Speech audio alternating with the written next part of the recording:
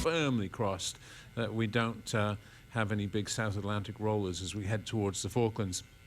Now, I sometimes think back to a trip I made to the States, go to the other end of the world, when I was a little kid, about 1965, and somebody gave me a copy of Brer Rabbit. And it stuck in my mind all these years that Brer Rabbit had this amazing... Anybody remember Brer Rabbit? Yeah.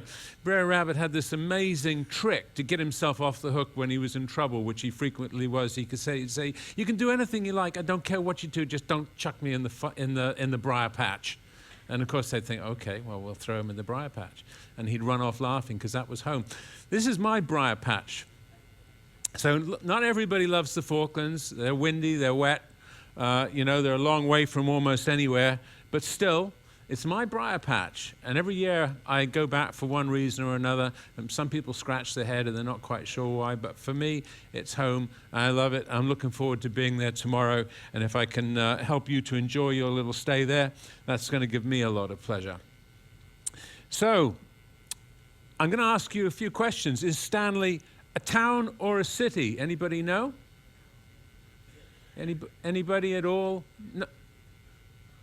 Most people saying a town. Well, Stanley is a city. Don't tell Punta Arenas, don't tell Ushuaia, because they think they're the most southerly city in the world, and they may be, but we're close runners. Queen Elizabeth honored the town shortly before she died, when she made a few new cities in the British Isles and around the British dependent territories. And the city returned the honor by naming their new fisheries patrol ship after her. So we are, in fact, a city, a very little city. And should we say Stanley or Port Stanley? Say Stanley, because this is a very odd one. I don't know why, but people tend to say Port Stanley, including me, and that seems to upset the locals a bit. They get a bit irritated. Port Stanley is actually the harbor, and Stanley is the town. And finally, does anybody know what is on our flag? I haven't got a picture of the flag, so you're going to have... What animal is on the flag? And if anybody shouts out the right answer...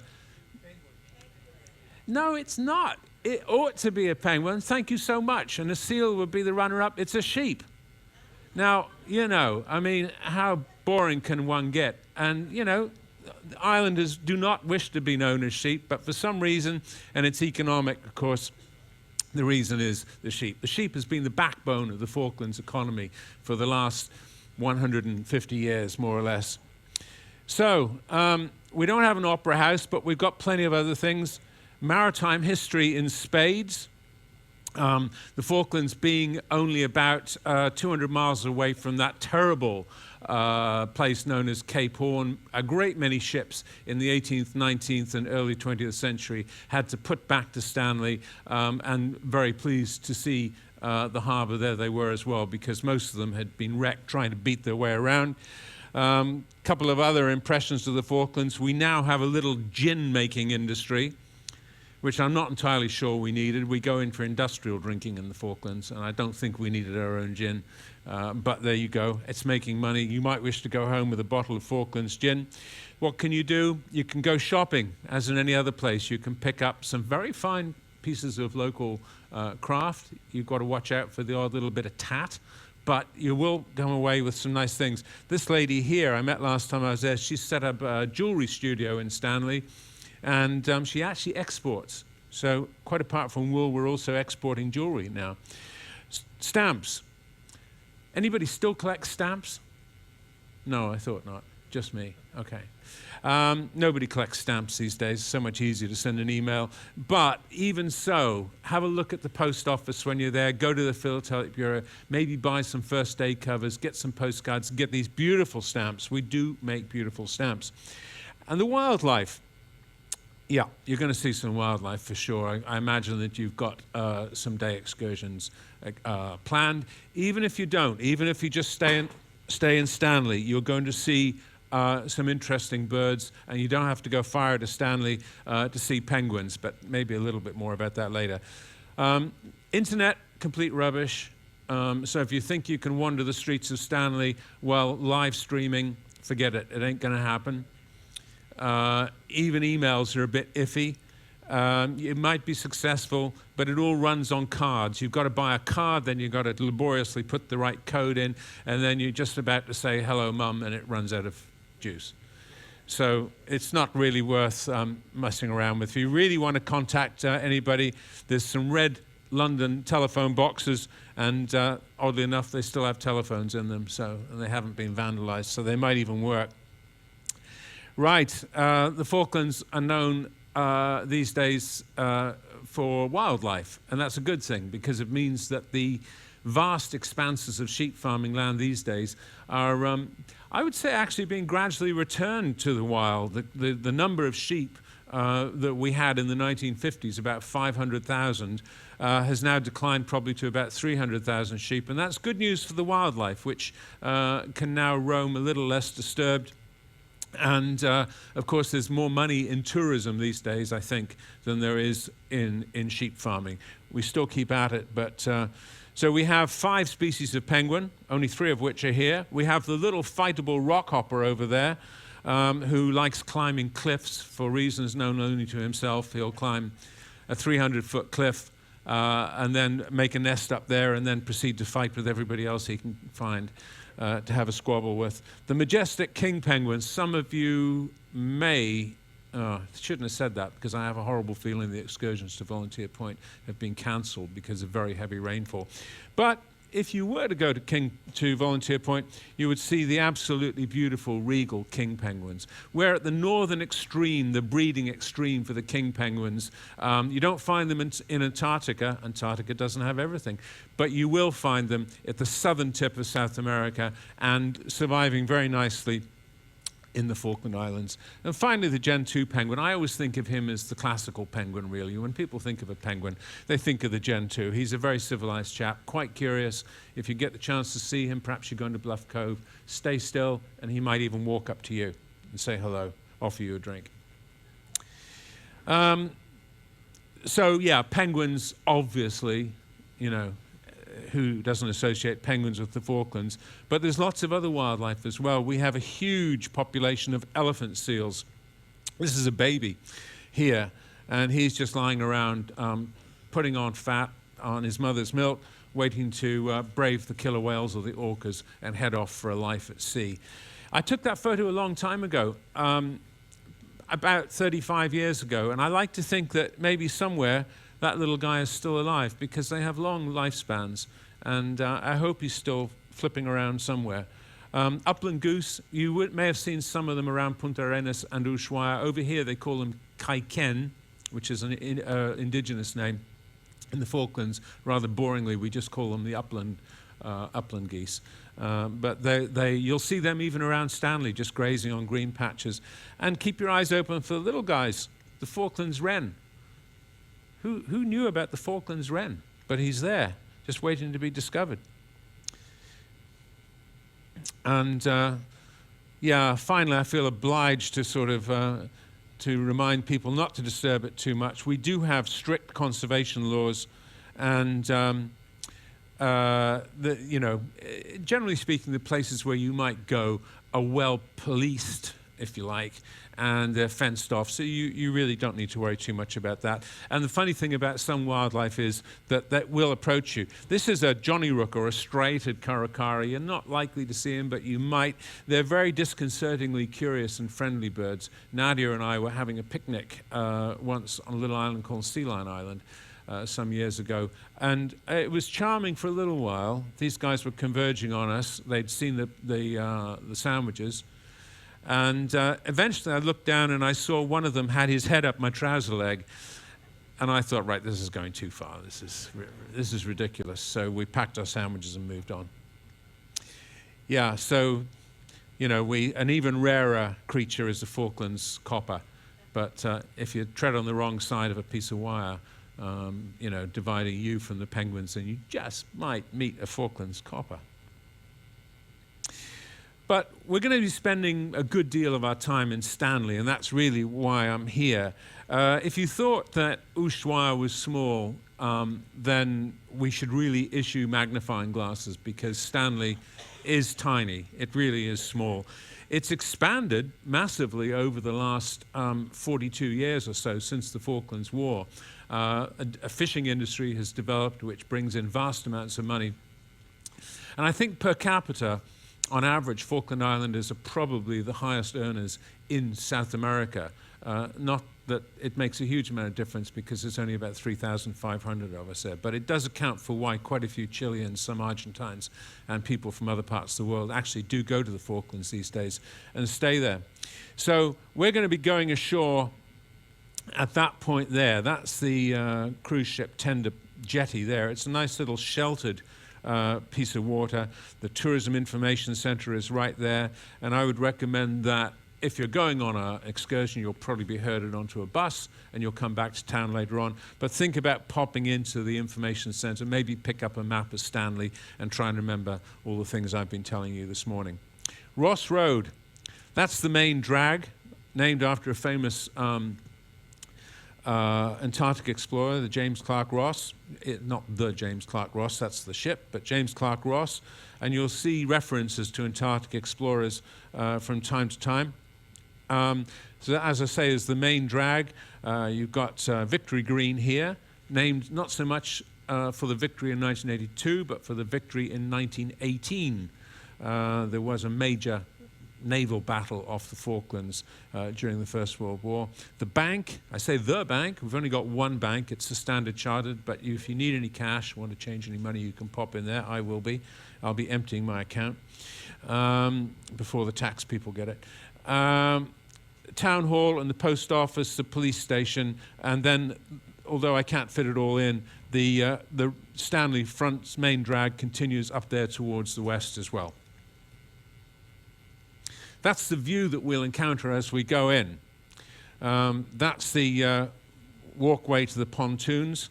And you'll immediately get, oh, there's the gin distillery. That's right. The gin distillery is very, very convenient, so you can pop in there, pick up a bottle, neck it, and stagger back to the boats.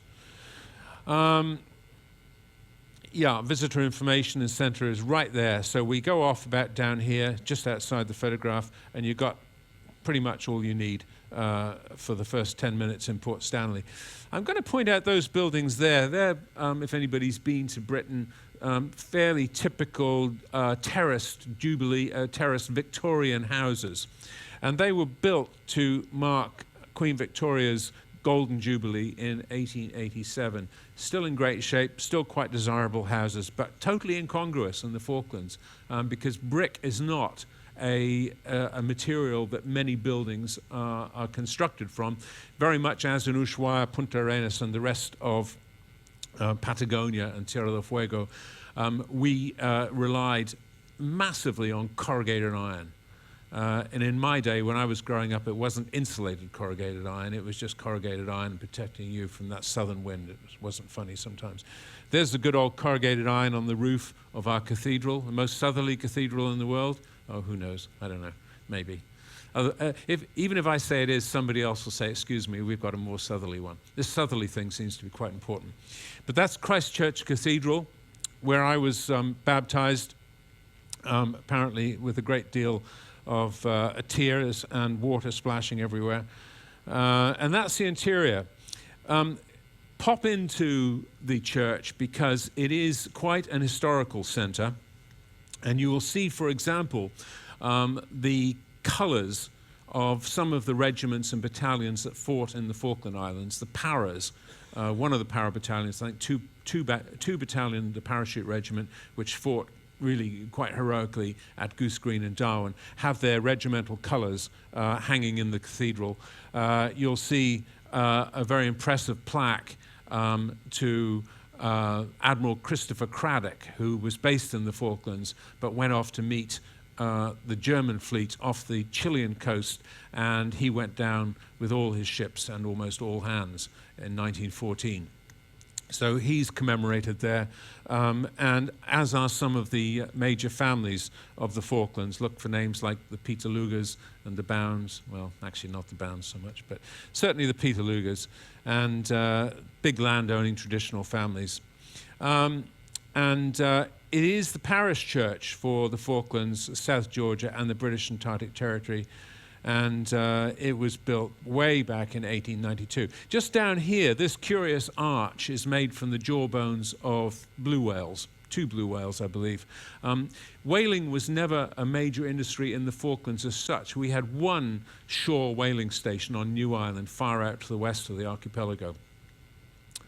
But we did administer whaling on South Georgia, and South Georgia was probably the most productive point on the globe for whaling products, right up until 1966, when it became unviable and when the Falklands government decided that the whale populations were in fact suffering too much anyway. Since then, happily, the whale population, sperm whales, blue whales, fin whales, have recovered massively, and the southern right whale is one. And although I don't have a picture to show you, if you come at the right time of year, you will see whales now returning to Stanley Harbour, obviously feeling very safe, their populations having increased. And I think it's only a matter of time before we have a whale watching industry in the Falklands.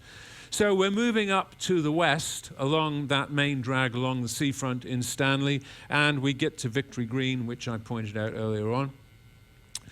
I've included a picture of the Upland Goose Hotel because it's so close to my heart. The building is still there. It's no longer a hotel, but it was a very pretty little hotel, belonged to my friends, almost my family, the King family. And in '82, many of us local people sheltered in the Upland Goose Hotel because it's made of local stone, about yay thick, and it was relatively safe compared to the corrugated iron and timber buildings that we all lived in. The SS Great Britain, certainly Brits among us who are among us may remember that ship. She's now in, I'm trying to think. Anyway, it'll come back to me. She's back in the UK, and she's in Bristol, in fact.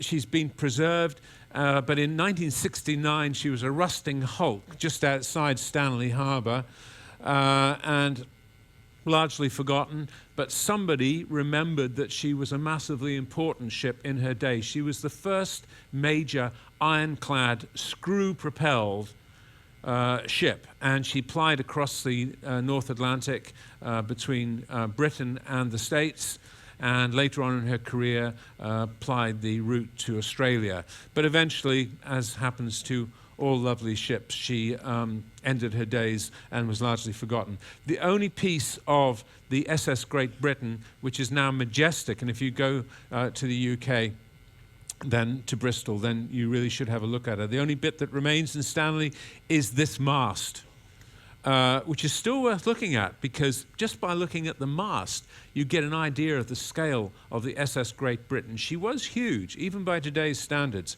There she is, a photograph from my dad's photo album, taken during the 40s, wrecked as she was, just outside Stanley Harbour. As kids, we would play around the hulk, but we were strictly forbidden from going on board her. Major occasions, such as the King's birthday now, the King's birthday, anniversaries of the 1914 battle, and so on. There are parades, military parades here, and the local defence force fire these signalling guns.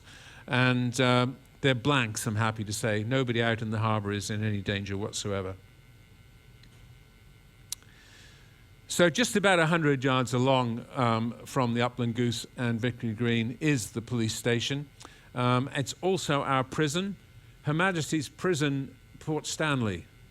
Her Majesty's Prison Stanley is there, and at any given time we have 2 or 3 prisoners. If anybody has to serve longer than 2 or 3 years, generally speaking, they're sent off to the UK where they can serve their time in perhaps a better equipped prison than we have here.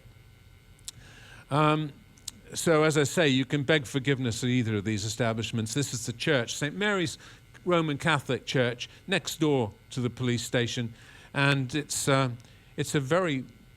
think it's a very lovely little building. But before we go, that's what the police station looked like in 1982, 44 years ago. I don't know if any of you were at my first talk when I was talking about the Argentine intelligence services and the military police, who had a nasty way of arresting everybody and anybody taking us in there and in scaring the bejesus out of us and giving us an interrogation. But I think word of this had reached the British forces, and they fired a missile into the building, and that's how it was 44 years ago, now repaired. The post office. I'm on a mission here to convince you all to buy postage stamps. Post them back on postcards if you like, buy some first day covers, but I think you'll agree that they are rather lovely. And the post office is very much a traditional British post office. And oh, look, a Land Rover. You will be falling over Land Rovers, traditional Land Rovers, whether you like it or not. These days, Japanese vehicles are creeping in, but still, you know, and they sometimes say it's where Land Rovers go to die. Some of them are struggling on. I just don't know how they're still rolling. I'll be going here tomorrow to meet some friends. This is Malvina House. It's really our only large hotel in the Falklands, in Stanley rather. There's a small network of tiny hotels, guest houses and self-catering lodges outside Stanley. But this is the main hotel in Stanley today. It was built by a rich sheep farmer in the days when there was a lot of money in sheep farming, and it's been adapted and built onto.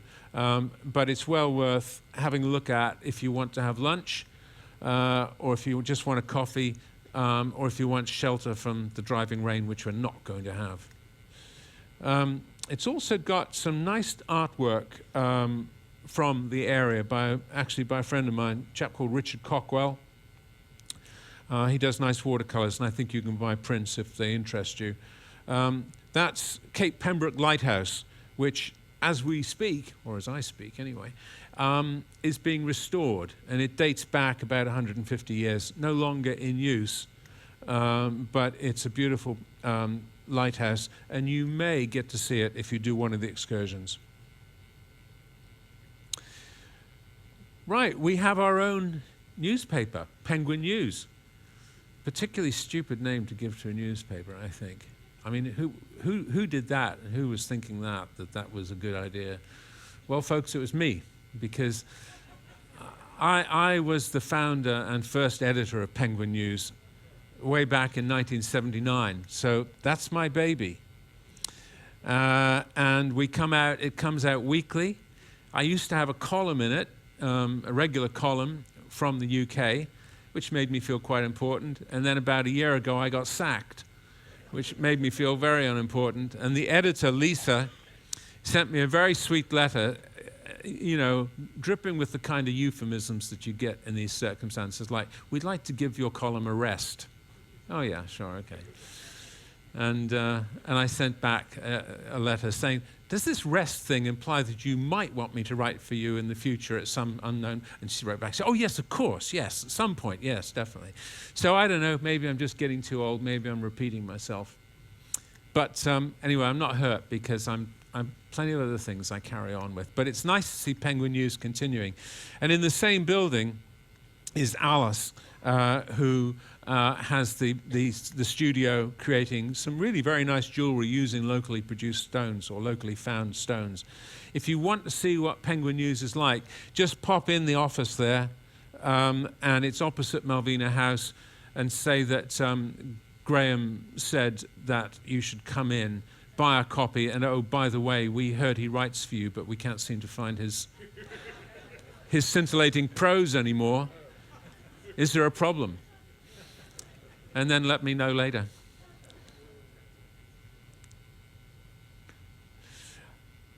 About 50 yards from Penguin News and Alice's Emporium of Jewelry, you will come across the historic dockyard. This was the first area in Stanley to be developed. And it was developed by my family. My ancestors arrived in 1843. They were engineers, royal engineers from the army, and they'd been in Gibraltar, and they volunteered to come to the Falklands when, as I say, in 1833, it was decided that Stanley would be built on this spot. And the first thing they did was build this central storage building. That was their main headquarters, and they kept all their supplies. And that building now is, unlike most buildings in Stanley, it's got wooden shingles. It's clad with wooden shingles. Everything was brought out on this one ship, a little brig called the Hebe. She carried all the settlers, the people who were going to build Stanley, carried their flat pack homes. And we tend to think that prefabs are a relatively new idea, but then they also had prefabs. So they had to erect their homes, they had to erect this central store building, and it was used right up until about 25 years ago as the Public Works Department's main central store.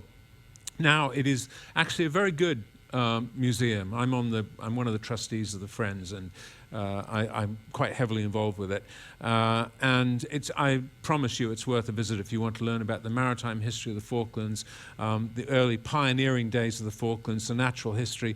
And oh, look down here. These days I make ceramics, and they have in the past sold my mugs and things there as well. So people still, not everybody is so unkind to me back in the Falklands. Some people are still quite kind. That's a view of the dockyard in 1982 when it had been riddled by shell fire. These 6-inch naval guns once defended Port Stanley, and my dad helped to man them during the Second World War. Another 10 minutes or so, not even that, 5 minutes, up the road, going towards the west, still on the main drag, still on Ross Road, and you'll come across the 1982 War Memorial. This has the names of all British casualties, all the British dead, 255 of them, and their units, and there is, I think, a very impressive mural in bronze at the back in which you can see the war being fought on land, in the air, and on the sea. It's well worth a look. The whole memorial was funded locally from the 3,000 inhabitants, and it was built by them as well. And the sculptor responsible for it was a Falkland Island architect living in the UK. Behind that is the government secretariat building, where my dad worked for very many years. A good spot for a picture, and if you're doing a tour of Stanley, you can't really miss it. I should have said that I haven't got a photograph, but there is a bust of Margaret Thatcher there as well. Margaret Thatcher has her own national day in the Falklands. Still a hugely popular person for good reason. She led the government which liberated the Falklands in '82. Highly controversial woman still in the United Kingdom, but never mind, she has a rather beautiful bust there in the little memorial square. Government House is a little further up the road. The original part of Government House is that white stucco building with the steep roof. Originally, that's all Government House was. Over the years, over the many decades, additional parts have been built onto it. First of all, this little part down here towards the west was built, then the extensive winter garden, I suppose you'd call it really, which has grapes growing in it, by the way. The most southerly grapevine in the world. And then latterly, this brick extension as well.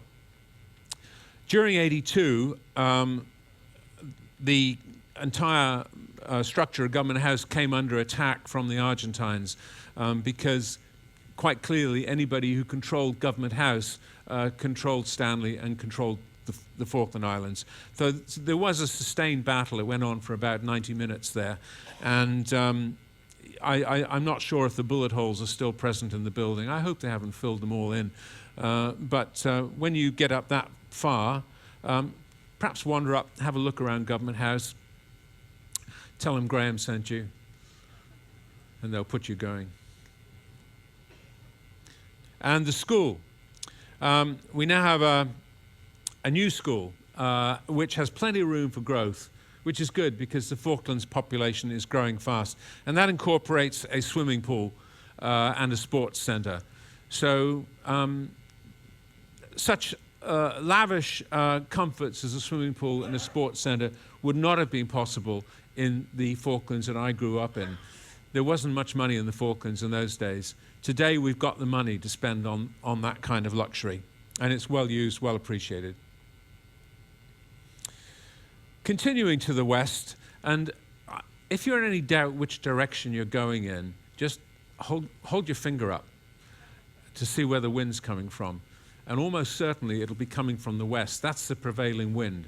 And boy, can it blow. So you'll withdraw your finger very quickly. But if you just follow the west wind and you'll be heading up the seafront. If it's not west, if it's a southerly, you can be sure it's going to be freezing because it'll be coming from the Antarctic. So this is a small memorial to the Battle of the Falkland Islands in 1914.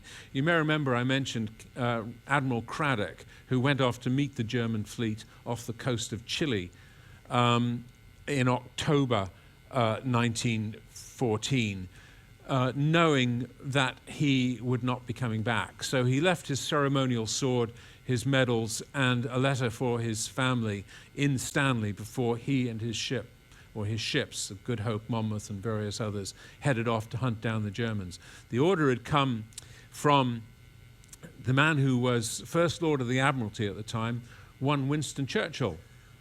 Perhaps not so many people know that he had an important role in the First World War. Winston Churchill, in this case, made an extraordinarily bad decision in sending the few ships based in the Falklands off to find the Germans, which were a modern fleet of cruisers, of battle cruisers and light cruisers.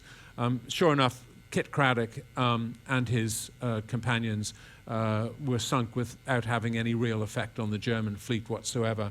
When word got back to the UK, Churchill and presumably everybody in government said this cannot be allowed to pass without us seeking and obtaining revenge.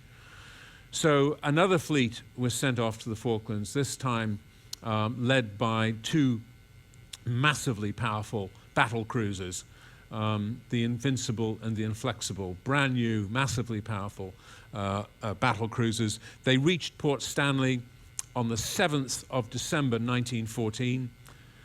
Driven by revenge, they really wanted to get their revenge on von Spee, who was leading this German fleet. And the next day, while the ships were still taking on coal, who should appear off the horizon heading for Stanley but von Spee with his victorious fleet? So all coaling ceased.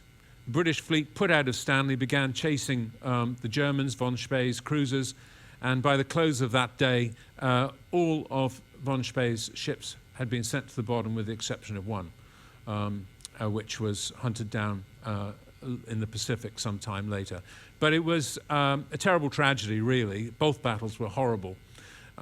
Thousands of men died, and if they didn't die in the shelling, they died in the sea because it was so frozen, so cold, even in early December, in the 8th of December, when this battle took place.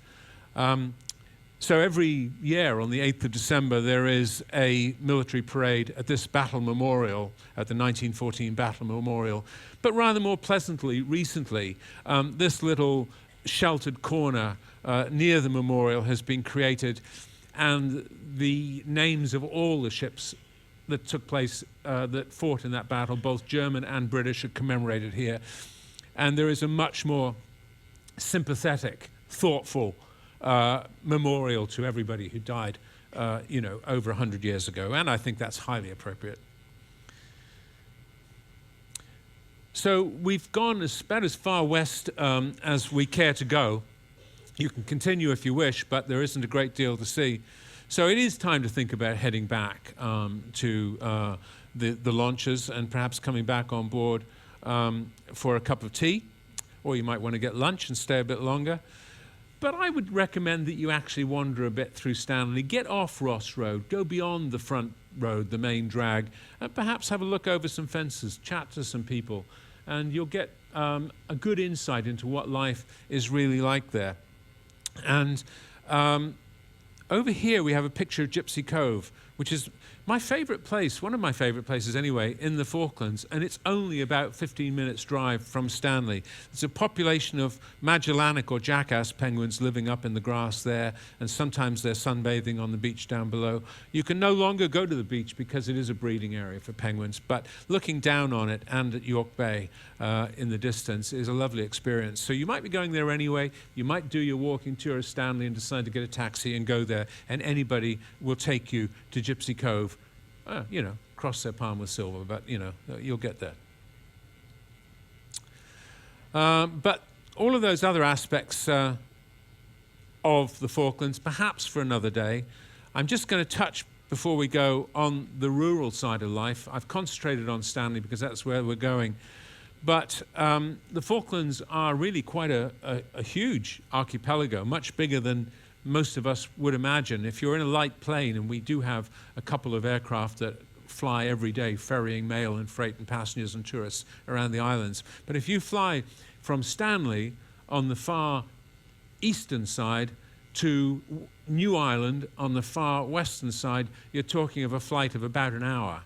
So it's not a small area, maybe an hour and a quarter even. So it's not a small area. And there are about 200 islands, only about 25 of which are really inhabited. But wherever there's a space large enough to run some sheep, well, that's exactly what people do. And these sheep mainly raised for wool. It's fine quality wool. An awful lot of it is sold to the Japanese and to the Italians, and it's woven into fine suits. So just possibly some of your glad rags are made from Falklands wool. This is my friend Trudy. She runs a little farm, and that's shearing season, which is happening now. The shearing goes on throughout the summer, but first part is in the early part of the summer, November, December, but they'll still be doing some shearing. And nobody really uses horses very much anymore since the advent of motorcycles.